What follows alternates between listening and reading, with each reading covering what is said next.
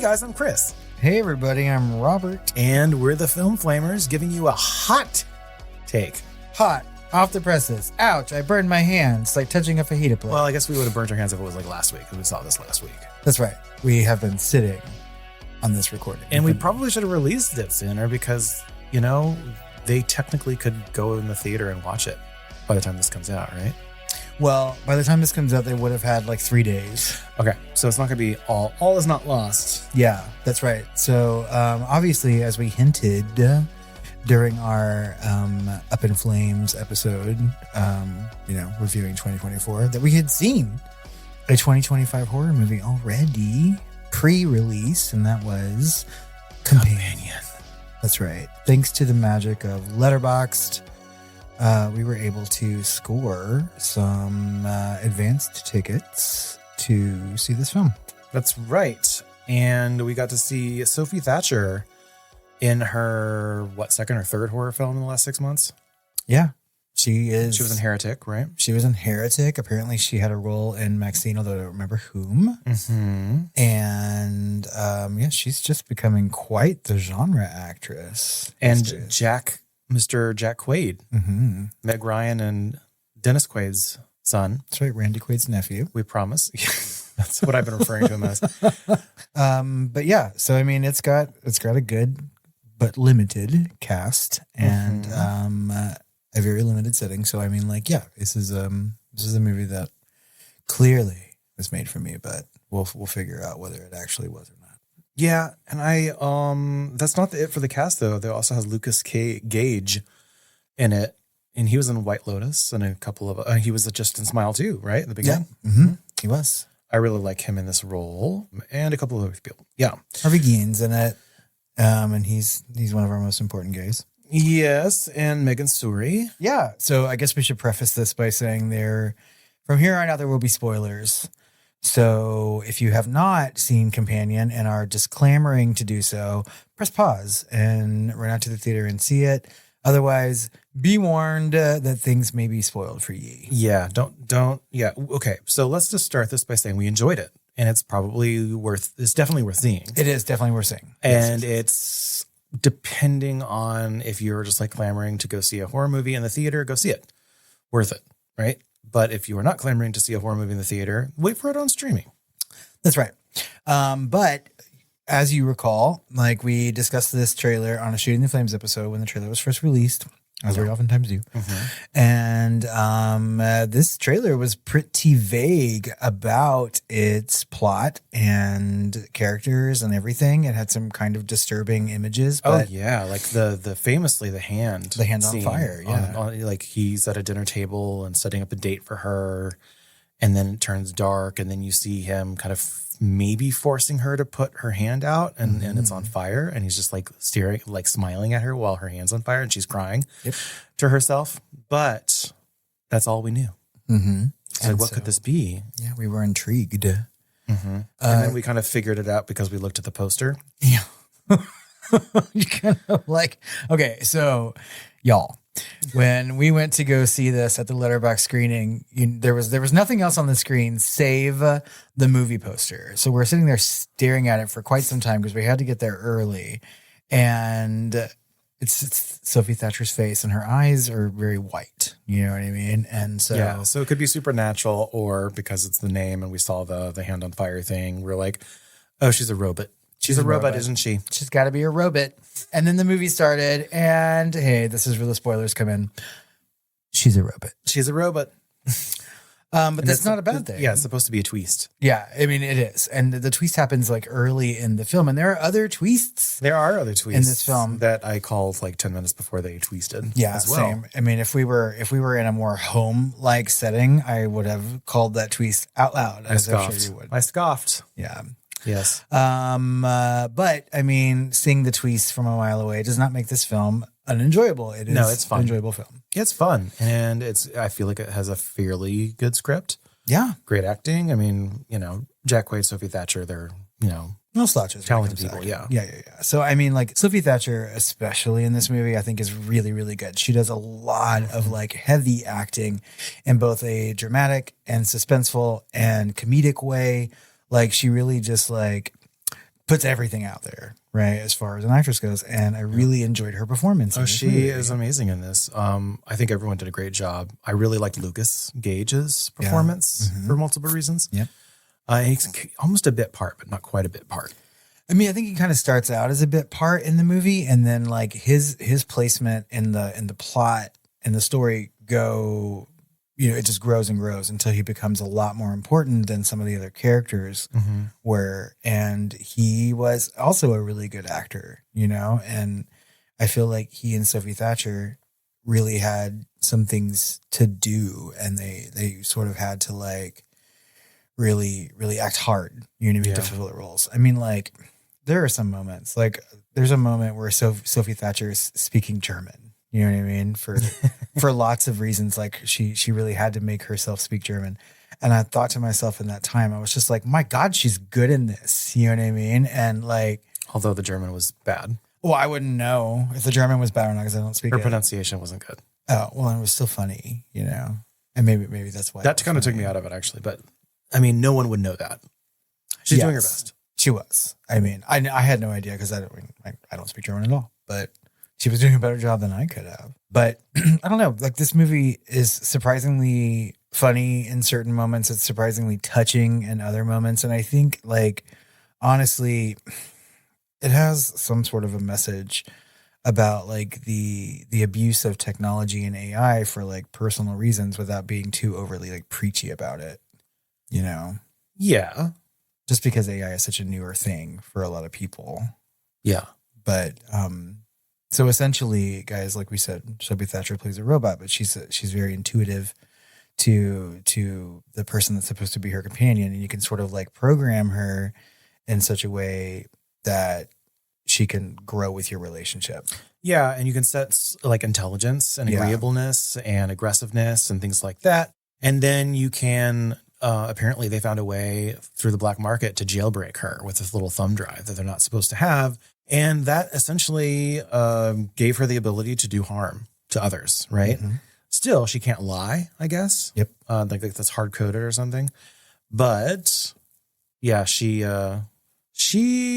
is used and abused to do some dirty work.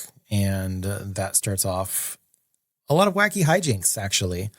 And it's the wacky hijinks that are the fun part of this, where everything just all falls apart because they're fucking idiots, really. Yeah. Yeah. I mean, crime doesn't pay. Yeah. And the rationalization for doing the crime was like, you were kind of on board and then you're not. Later on, it's like more all shall be revealed. And it's just like, I don't know. It's also kind of yet another film about female agency, right? Because it's also about kind of this incel, right? Yeah. Jack Quaid is kind of playing a thankless role as a incel. And that's exactly what I described him as when I was talking about this movie to other people. I was just like, oh, he's an incel. And they're like, what? I'm like, yeah. I mean, he's essentially purchasing himself a girlfriend because he can't get one in real life. And like, there are some speeches that he makes that just make it seem like he blames other people for his own fucking shortcomings in a romantic kind of way. And I was like, well, that's an incel, Yeah. And this movie made me think about people like that. And like, if this were an opportunity for them, would it make their lives better or worse? And like, I don't think that it changed him in any kind of a way. And I mean, he seemed to view her as his companion at certain moments, and then just as like a tool in others. Both, really. Yeah. And that's, I think, part of the point. Yeah, exactly. And when it was convenient. Yes. And like you don't really think of Sophie Thatcher's character as a robot throughout this movie, even when she's introduced as such, right? Like I thought of her as just an actual person, and that makes the entire story like super sad from her standpoint that they were doing something that is essentially like sentient and aware. Mm-hmm. She may not be able to feel things physically like pain, which is why we see her like burning her hand and stuff like that. But I mean, she understands the concept of what's happening. That's why she's crying in the moment. You know what I mean? She can feel. Yeah. So, I mean, like it's just, I mean, I don't know. I really, really enjoyed this movie from those standpoints, and the thing is, I didn't know what to expect, like we said, from the trailer. And also they keep touting this as a movie from like the producers of Barbarian, and Barbarian was a fucking bonkers horror movie that was kind of all over the place, that started in one place and then went to another. And this movie does the same, and so it's on track there. But the director is Drew Hancock, and I just don't really know who that is. I don't either, but it was written by him. So he's had to have done something, probably in TV or something. He doesn't have like a Wikipedia page. I don't know if he's on IMDb, but this was optioned, right? And so he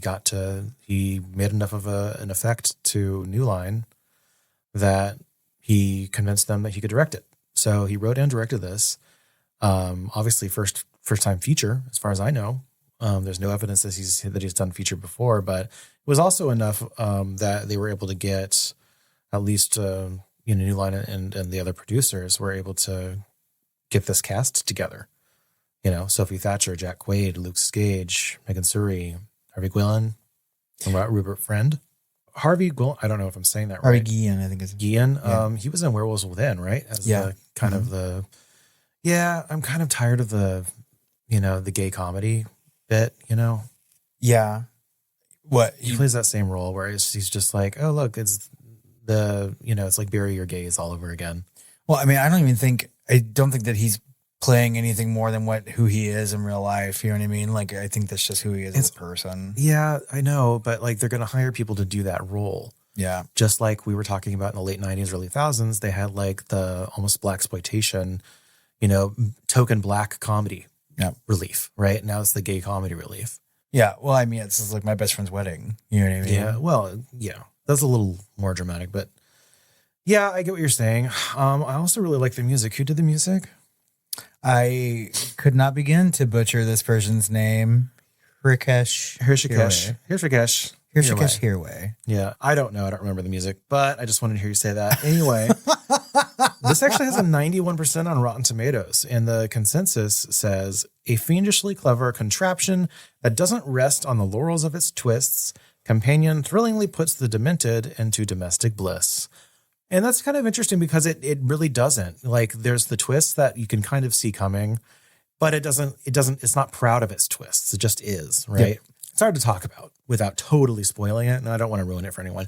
But it's definitely worth seeing. I gave it a 3.5, so it's going to be the highest rated, even I gave it a 1 star on 2025 so far. But right now it's your number one. Yeah, movie. It's starting off the year really good, right? Yeah. I think you gave it a little higher as usual. Yeah, I gave it 4 stars. Okay, so that's right in line with us. Yeah, my branded half a star higher than you, and I mean, I did. I enjoyed it for a lot of reasons we've already talked about. Namely the acting and then the script. I think that the dialogue is really, really good, and I think it makes effective use of its setting. And I don't know. I thought it was a great way to start 2025. As far as like horror movies go. Yeah. Had we seen The Wolfman earlier, that may have changed. Oof. Yeah. But we haven't seen The Wolfman. It's hard to kick off horror when horror always kicks off in January. That's right. Kicks off in January. Yeah. And that's the horror graveyard. The thing is that like I'm glad that we are able to start 2025 with a movie that I can recommend to people, and that's why we're doing this hot take is that we were able to see a movie like early enough to record this and get it out like right after opening weekend. And like, it's a movie that we can sort of say, yeah, you should go and watch this movie, for multiple reasons. Now, I mean, will it stay in the top like throughout the year? That's hard to say. 'Cause even as we were like thinking about other trailers and things like that, there's so many good looking horror movies that are coming out relatively soon. So yeah. So generally for me, the 3.5 still last on the top 10 for the year. Yeah. For a while. Which is fine because, like this year we could have easily done a top 20 and been happy. Oh, definitely. I could have just last year. Yeah. Just the last like 17 movies out of it and done a top 20. And it would have been hard to rank after 10, And so like, I don't know. I'm looking forward to the rest of 2025. Same. And maybe, like there was a whole like year or so where we didn't really do hot takes as frequently as we did, in the earlier years of our podcast. And maybe like as these movies are coming out and they just look too good to not watch or whatever, like maybe more hot takes will be in your future listeners. That's right. And we're also getting more opportunities to see things early, both as press and as, just those opportunities are, more common now. Yeah, I mean, like, my God, if you're not on Letterboxd, listeners, like, I didn't know that they did free screenings like this, like advanced screenings. So, like, get onto Letterboxd, follow us, and then maybe partake if these things are happening in your cities.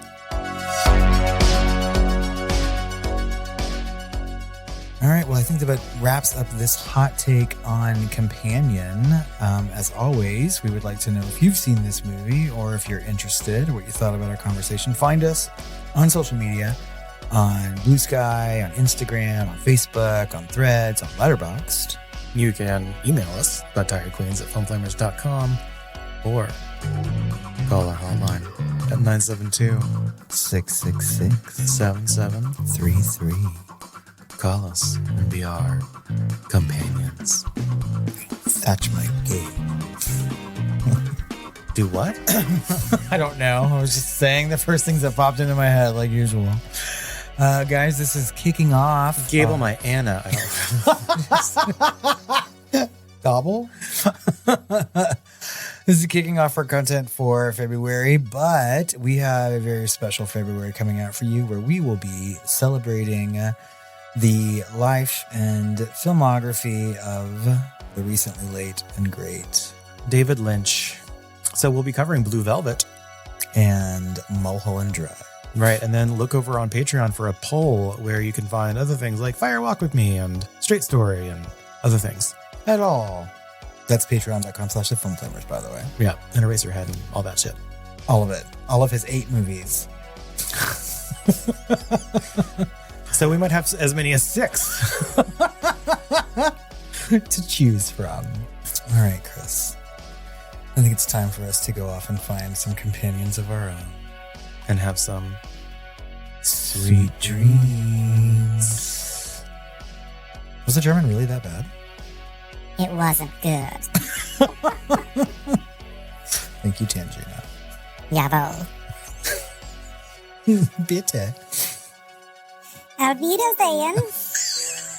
Was machst du in meiner Freizeit? Schnell. Oh, Schnucki putzen. That's not German. It is too. It's my German. Es ist nicht. Fick dich. Schweinehund.